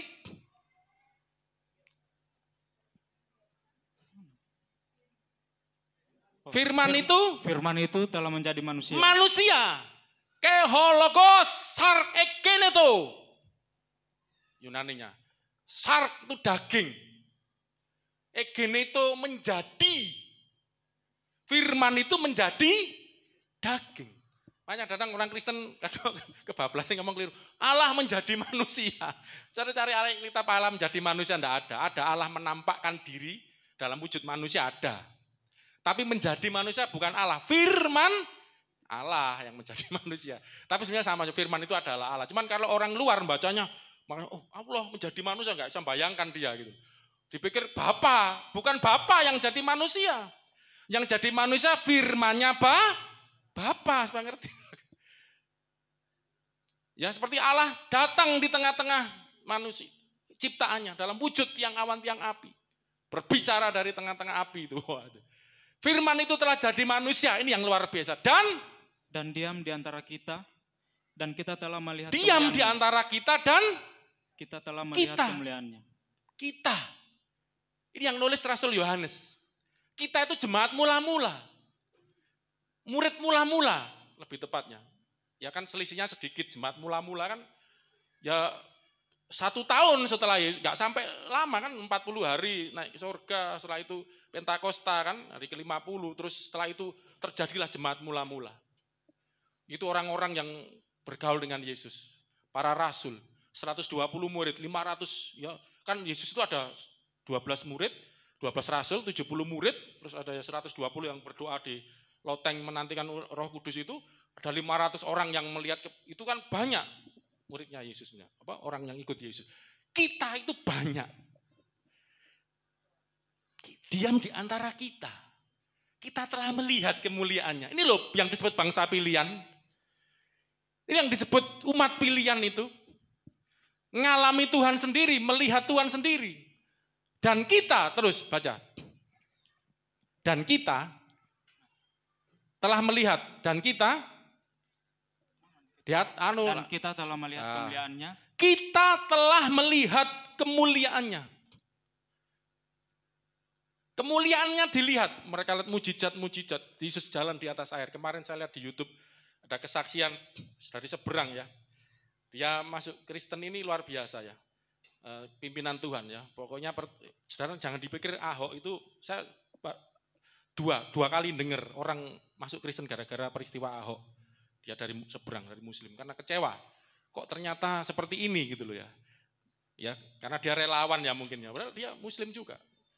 Terus maaf lihat-lihat terorisme itu jangan dipikir terus jadi takut, malah negatif buat saudara seberang. Termasuk dia mikir kok seperti ini, sampai singkat cerita dia panjang ceritanya. Terus dia buka internet, kebetulan masuk ke Christian Prince, semua alamat sudah Christian Prince sudah tahu, cari itu kalau sudah mau tahu. Dia Islamologi, orang Arab, tapi yang percaya Yesus, dia fasih bahasa Arab, dia terjemahkan, dia jelaskan. Dan akhirnya dari situlah dia mulai tertarik dengan kekristenan. Dan salah satu hal yang membuat dia menjadi anak Tuhan, ya, selain karena kekecewaan yang menimbun ya, dengan apa yang dia jalani, agama yang dia jalani selama ini, terus dia mulai tertarik ketika Christian Prince, dia mulai tertarik, punya teman Kristen, dia Alkitab, ingin baca Alkitab. Mesti saya berapa kali dengar kesaksian yang pertama bikin orang tertarik, lihat silsilah, lengkap, ditawar itu juga lengkap. Terus dari Adam sampai Yesus ada semua. Nggak ada yang seperti ini, itu sudah tertarik dulu tapi belum langsung. Dan terus dia berapa kali itu, ini kalau kesaksiannya ya memang terus dia sambil tetap berdoa, Tuhan tunjukkan mana yang benar. Ya tetap dia netral gitu pokoknya, mana yang benar. Kalau memang ini benar tunjukkan. Sampai suatu kali dia buka Alkitabnya itu, dia ngertinya halaman, saudaraku ya. Dia sampai halaman 27, saya ingat dia kesaksiannya. Harusnya kan 28, dibuka kok masih baru Alkitabnya, lengket. Dibuka kok enggak bisa. Karena apa? Setelah 27 kok langsung 30 gitu loh. Dia pikir lengket, ternyata enggak sampai pakai pakai gini. Dia takut sobek, akhirnya telepon yang ngasih Alkitab temennya itu. Tahu enggak temennya Grace Simon itu? Berarti kan nyata orangnya, tanya aja Mbak Grace Simon itu. Oh, mungkin saya ganti, mungkin salah cetakan, kita ganti. Terus akhirnya daripada nunggu dikirim, dia baca lanjutannya. Waktu dia baca, loh kok ada 28, tadi enggak ada loh saudaraku. Oke, mungkin kebetulan, dia sudah, tapi tanda-tanda nih, wah ini. Terus dia gini, kalau sampai aku lihat, dia belum ngerti cerita Alkitab kan, sampai kalau Yesus itu loh bisa jalan di atas air, benar-benar Tuhan ini, benar. Karena dia enggak tahu ceritanya kan. Itu hanya di fiksi, hanya cerita superhero. Tapi dia pengen tahu ada manusia jalan di atas air. Ternyata waktu dia sampai pada Yesus berjalan di atas air gitu loh. Dia mulailah. Inilah kemuliaannya. Kami telah melihat kemuliaannya. Makanya kita bisa melihat cerita Yesus jalan di atas air, bangkitkan orang mati. Ini ada saksi-saksi. Rasul Yohanes, kita, para rasul, para murid mula-mula. Mereka lihat sendiri bergaul dengan Yesus. Diam di antara kita, firman yang jadi manusia itu. Dan ini bukan manusia biasa. Saudara percaya mana? Omongan saksi mata. Dengan orang yang 700 tahun setelah itu berkata, mengeluarkan tulisan, Yesus bukan Tuhan. Sirik orang yang nyembah Yesus. Ini bukan saksi mata. Kenapa boleh seperti itu? Ini yang saksi mata, firman jadi manusia, kami saksinya lihat kemuliaannya. Mereka lihat, mati bangkit. Saudara tahu enggak Thomas itu? Hokuriosmu, hoteosmu. Tuhanku dan Allahku. Waktu enggak percaya, cucukkan tanganmu. Langsung mengaku. Lihat sendiri, kan enggak percaya Yesus bangkit. Saudara percaya mana saksi mata? Langsung melihat kemuliaannya. Orang Israel langsung melihat. Makanya ini PR buat kita orang Kristen, orang percaya. Anda harus jadi saksi. Bukan cuma saksi ngomong doang, saksi mata. Kemuliaan Tuhan yang diam di antara kita. Ya, dalam prakteknya nanti 2-3 khotbah lagi. Terus yaitu kemuliaan yang diberikan kepadanya sebagai anak tunggal Bapa. Anak tunggal Bapa. Penuh kasih, karunia dan kebenaran. Apa itu anak tunggal Bapa? Tadi Yohanes 1:18. Apa itu anak tunggal Bapa? Kemuliaan anak tunggal Bapa itu apa? Bahasa Yunaninya monogenis. Bios, anak. Mono itu tunggal, genis itu yang dilahirkan. Satu-satunya, mono itu hanya, tidak ada yang lain. Tidak seorang pun yang pernah melihat Allah. Nah ini tadi kan. Tetapi anak tunggal ini, Allah. Anak tunggal. Yang ada di pangkuan Bapa. Kolposnya Bapa, bahasa Yunani. Saya tanya lagi kolpos. Ini terjemahnya juga, maaf kurang tepat ya, pangkuan itu. Itu rangkuman Bapa. Lebih tepat. Karena kolpos itu satu bentuk cekung. Itu cekungan sebenarnya artinya. Makanya terjemahan pangkuan, itu cekungan. Jadi ya Allah kan tidak seperti manusia gini, dalam rangkumannya Bapa. Di dalam, ada yang ngomong, dalam pelukannya Bapa, itu ungkapan syair aja ya. Tapi intinya di dalam dalam Bapa. Dialah yang menyatakannya. Jadi kami melihat Allah di dalam anaknya. Kan saya sampai buat lagu. Sekarang Bapa di dalam hidupku. Bukan itu sih. Yang dilahirkan itu apa? Kami bersyukur jadi anaknya. Kenapa? Dilahirkan kembali oleh Bapa. Bapa yang diam di dalam anaknya. Saya sampai lupa dalam nyanyi. Ya kan? Kami melihat kemuliaan anak tunggal Allah. Orang Israel melihat kemuliaan Allah di dalam tiang awan. Allah yang bisa dilihat, tidak ada seorang pun pernah melihat Allah. Tapi kalau yang itu bisa dilihat, ada yang dilihat, itu adalah Allah yang menyatakan diri dalam anaknya, gitu loh. Jadi istilah anak itu karena keluar. Loh, Anda kan disebut anak. Makanya kenapa semua itu disebut anak-anak manusia juga. Coba, manusia itu disebut anak-anak manusia juga, bukan? Kenapa disebut anak-anak manusia? Karena Anda itu pernah keluar. Keluar dari mana? Dari manusia juga. Itu istilah anak, karena keluar dari Allah. Menyatakan Allah. Kami melihat itu, Allah di dalam daging. Firman Allah menjadi manusia, tinggal di tengah-tengah. Kami lihat kemuliaannya. Saudara-saudaraku, ya. Wah, sayang waktu nggak cukup ya. Oke, kita akan tutup satu ayat. Ini ayat hafalan. 1 Petrus 2 ayat 9. Saya akan tutup dengan ini. Memang nggak bisa ya khotbah kayak pengajaran kelas gitu. Lain, kalau saya nanti jadi monoton. Ini banyak yang, makanya kalau Di WA grup catatan khotbah saya sampaikan agak lain ya sama khotbahnya. Karena yang saya catat sama saya khotbahkan tidak bisa sama. Karena beda, lihat situasi kondisi. 1 Petrus 2 ayat 9. Ayo kita baca, kita berdoa setelah ini. 1 Petrus 2 ayat 9. Kita baca sama-sama yang ini ya, karena ini ada hafalan. Ayo, 1, 2, 3. Tetapi kamulah bangsa yang terpilih, imamat yang rajani, bangsa yang kudus, umat kepunyaan Allah sendiri. Kamu ini siapa sih, saudaraku? Ini Rasul Petrus yang ngomong pada jemaat yang sudah percaya Yesus tentunya.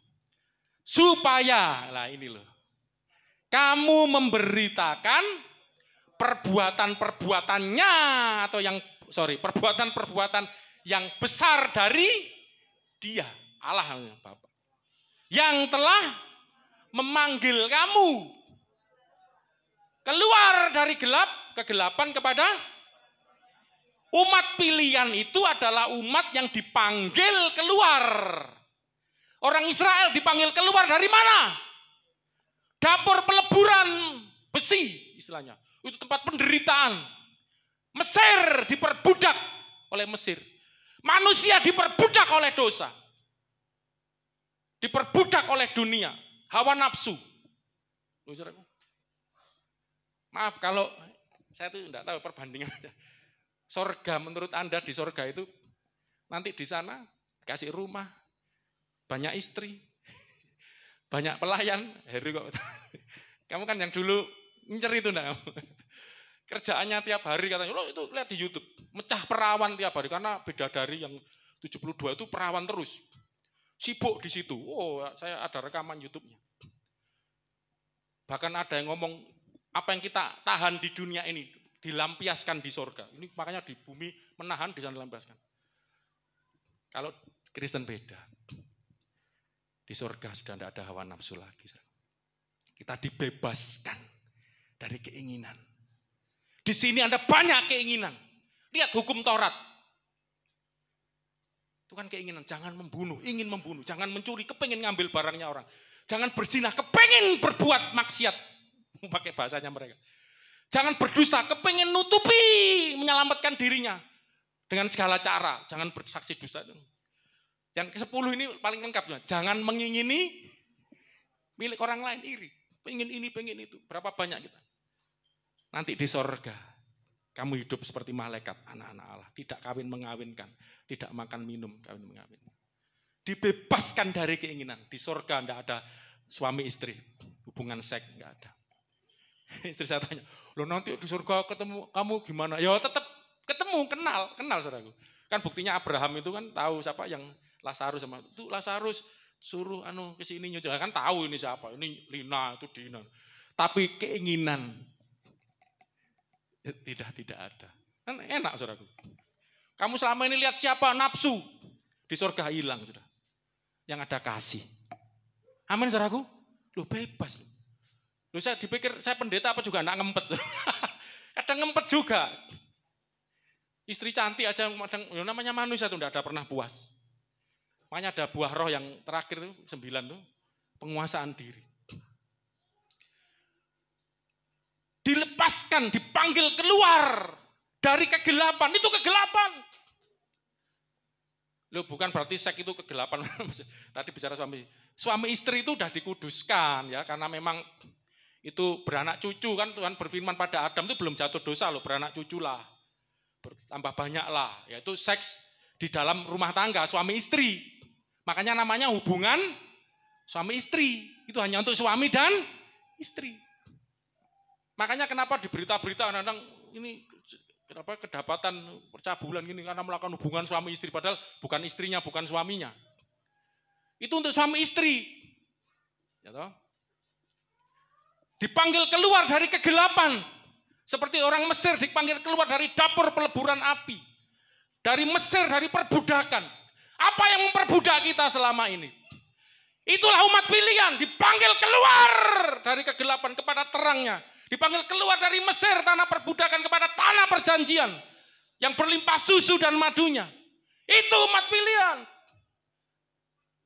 Dan Alkitab menggenapi ini, kekristenan menggenapi ini, maaf. Kekristenan menggenapi. Lihat yang saya ceritakan tadi, orang Israel tadi loh. Digenapi di dalam Yesus. Oleh para rasul, para kita ngalami. Mereka dulu kan. Lah terakhir nih, terakhir kalau enggak gini enggak nyambung nanti. 1 Yohanes 1 ayat 1 2 3. Kamu tugas lagi baca. Terakhir ini. 1 Yohanes 1 ayat 1 sampai 3. Apa yang telah ada sejak semula? Ya? Gantian, ya masa teman satu kamar ini. Apa yang telah ada sejak semula? Yang telah kami dengar, yang telah kami lihat dengan mata kami. Kami lihat, kami dengar dengan mata kami. Kami saksi yang telah kami saksikan dan yang telah kami raba dengan tangan dicekel kami. Beneran, ini uang bener ini. Ngalami sendiri. Telah kami raba dengan tangan kami. Tentang siapa? Tentang firman hidup. Loh, firman kok bisa diraba, dilihat, berarti firman jadi manusia tadi loh, saudaraku, biar tahu. Itulah yang kami tuliskan kepada kamu. Ya, para rasul bersaksi tentang apa yang mereka alami. Hidup itu telah dinyatakan. Firman hidup, hidup itu telah dinyatakan. Firman yang hidup itu maksudnya. Dan kami telah melihatnya, dan sekarang kami bersaksi dan memberitakan kepada kamu tentang hidup kekal. Hidup kekal yang ada bersama-sama dengan Bapa. juga. Hidup kekal yang ada pada Bapa, yang bersama Bapa, dan yang telah dinyatakan kepada kami. Nah, kami dinyatakan kepada kami hidup kekal, hidupnya Bapa, firman Allah yang hidup tadi. Kami lihat sendiri. Apa lah ini, saudaraku? Apa yang telah kami lihat dan yang telah kami dengar itu kami beritakan kepada kamu ini juga. Kekristenan itu. Terus supaya tujuannya apa? Supaya kamu pun beroleh persekutuan dengan kami. Lah, kita memang enggak lihat sendiri. Kita enggak meraba sendiri, kita enggak dengar sendiri. Tetapi para saksi ini yang melihat, meraba, mendengar sendiri menyampaikan ini supaya kamu pun beroleh persekutuan dengan kami. Siapa kamu yang beroleh persekutuan ini? Mereka yang mau percaya, menerima apakah yang disaksikan para rasul ini. Amin, saudaraku? Loh, Alkitab ini kesaksiannya para rasul. Ini tulisannya siapa ini? Bukan jatuh gelodak, buk-gedebuk dari langit. Hanya ada satu yang buk-gedebuk dari langit. Hukum 2 loh batu yang ditulis. Itu nanti minggu depan saya akan khotbah itu. Saudara. Supaya kamu dapat beroleh persekutuan dengan kami. Dan persekutuan kami adalah persekutuan dengan Bapa dan dengan anaknya Yesus Kristus. Seperti orang Israel, persekutuan kami dengan Allah yang dari langit tadi. Dan dengan Allah yang menampakkan diri dalam tiang awan, tiang api berjalan di tengah kami. Datang di Gunung Sinai, menjumpai kami, ngajar kami. Ini loh yang baru disebut bangsa pilihan. Saya berdoa supaya Roh Kudus membuat Anda nangkep. Itulah bangsa pilihan. Dan kita dipanggil keluar dari gelap. Masuk pada terangnya yang ajaib. Posisi kita sekarang di mana? Masih dalam gelap? Atau dalam perjalanan? Padang gurun? Atau sampai masuk tanah perjanjian? Atau terangnya Tuhan? Ini pertanyaan kita. Aduh, kepingin satu lagi terakhir. 1 Yohanes pasal 3.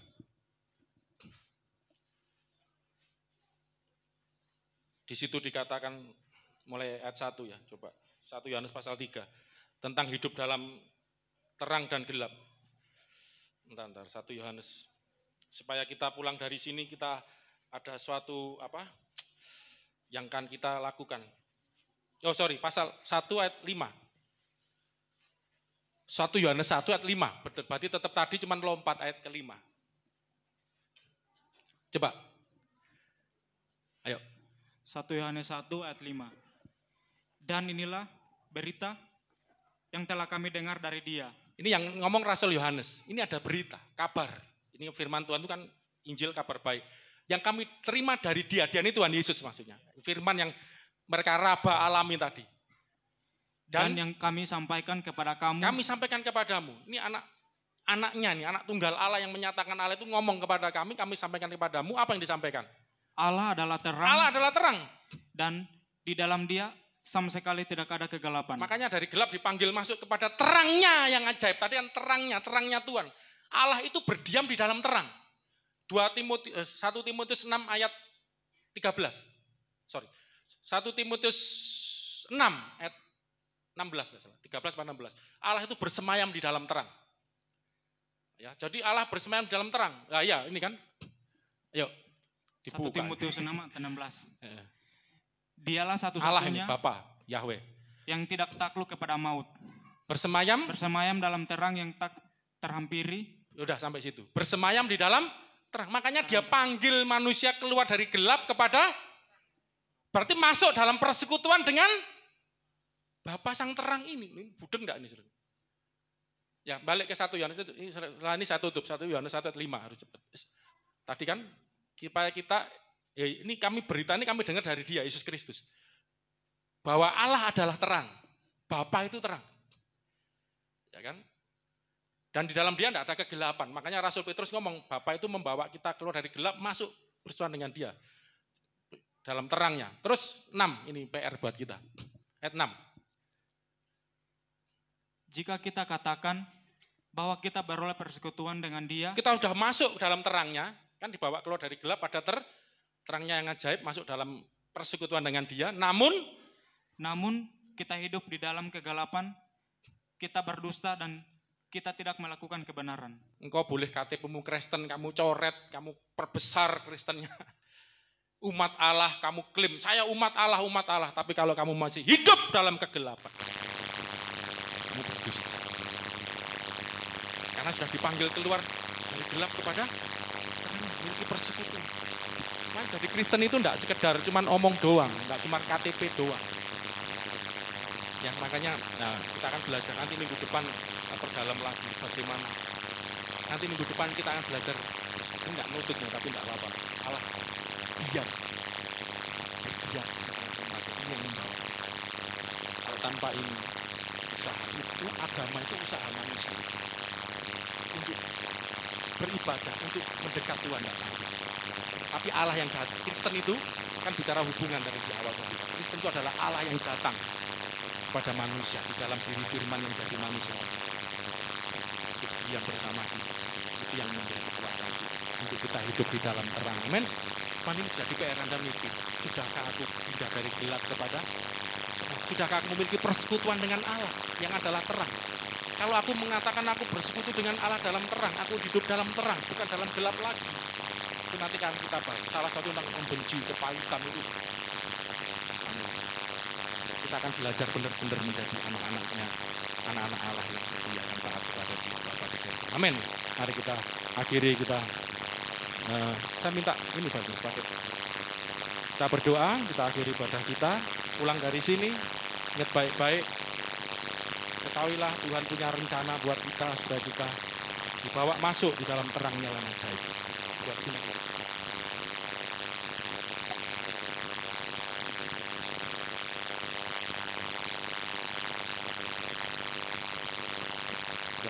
Mari kita siapkan hati kita untuk sebelum kita akhiri ibadah kita berdoa. Mau memiliki persekutuan dalam Dia, dalam terangnya yang ajaib. Terima kasih. Bapa, Engkau mengenalku lebih dari siapapun.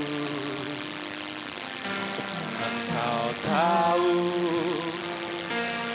ceritaku dan isi hatiku.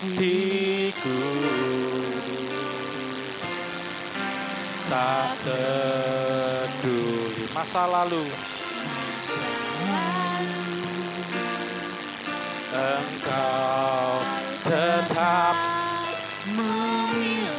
Kita bersyukur dipanggil, dipilih Tuhan keluar dari gelap pada terangnya ajaib. Akan jadi karya yang indah. Kini aku percaya.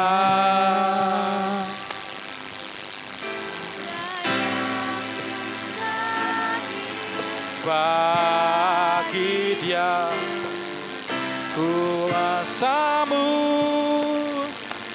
kuatkanku, dasarku berharap. Kini aku berserah pada rancangan-Mu bagiku. Amin. Ku ikuti panggilan-Mu, ku kan setia sampai akhir hidupku. Mari bangkit berdiri sama-sama sebelum kita akhiri pada kita. Sekali lagi pujikan.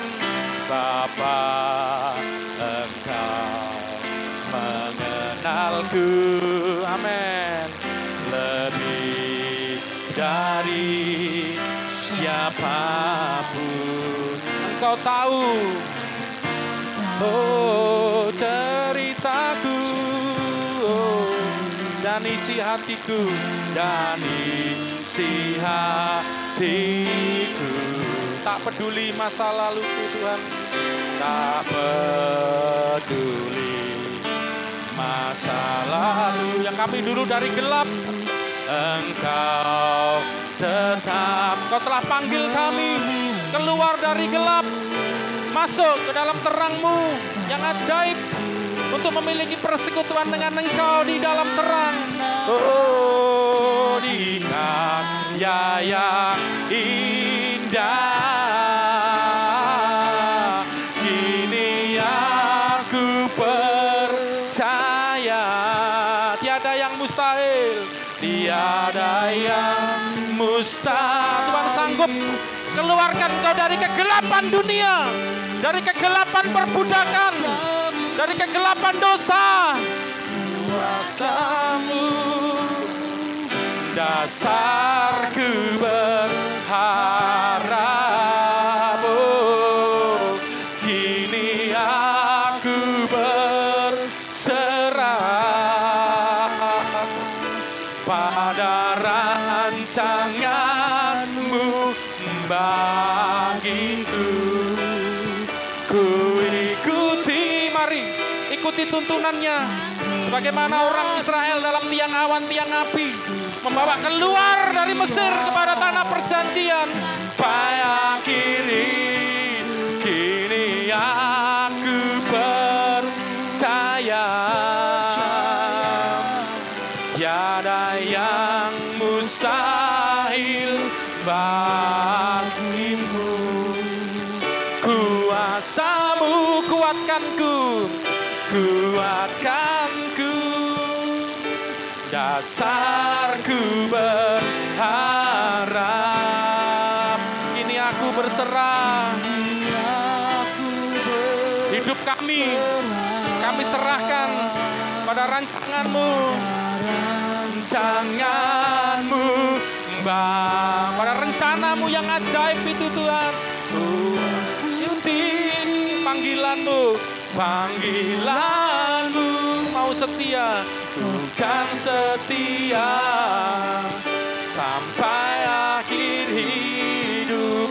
Ku ikuti panggilan, ku ikuti panggilan-Mu. Sekali lagi, ku ikuti panggilan-Mu, ku kan setia sampai akhir hidupku. Haleluya.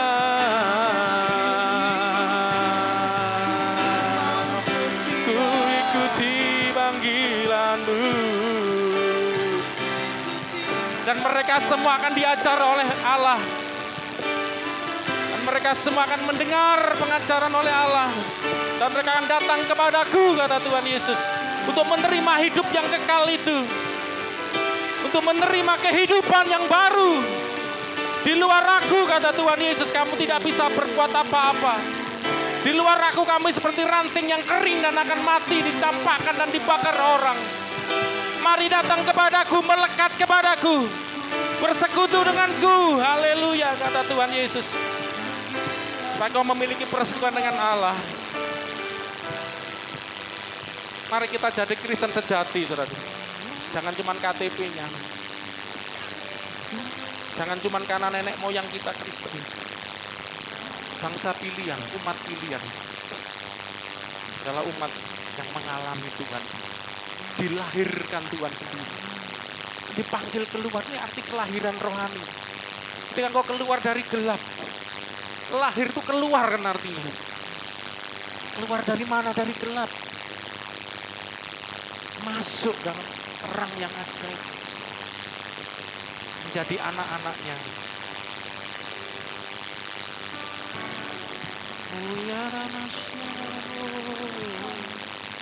Bapa, hambamu sudah sampaikan firman kebenaran bahwa Engkau Allah yang datang ke dunia.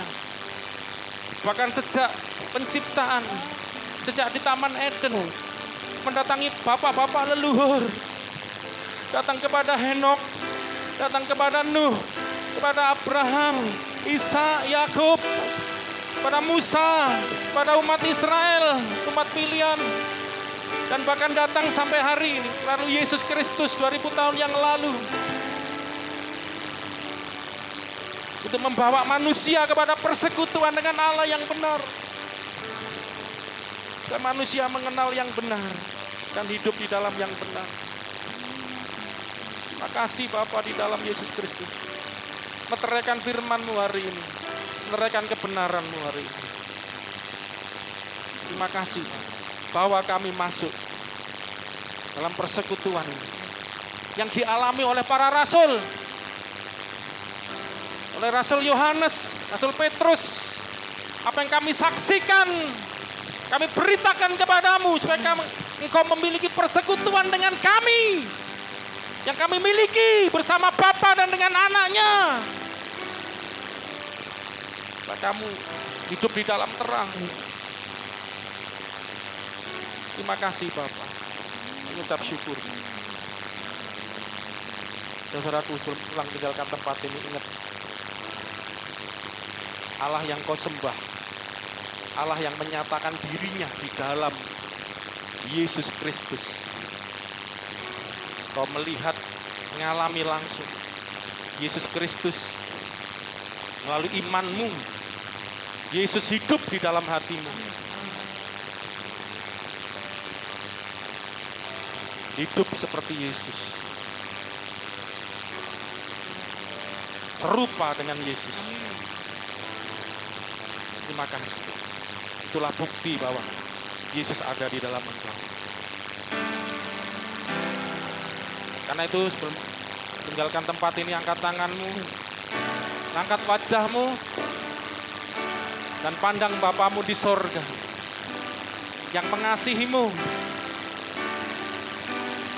yang menyatakan kasih-Nya melalui Yesus Kristus datang ke dunia, menyerahkan dirinya supaya kita tidak lagi hidup dalam gelap, tapi hidup dalam terang.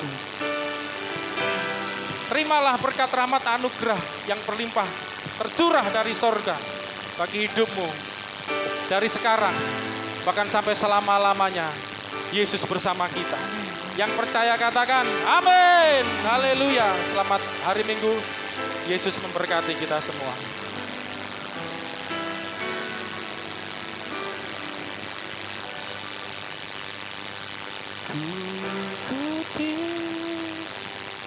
Panggil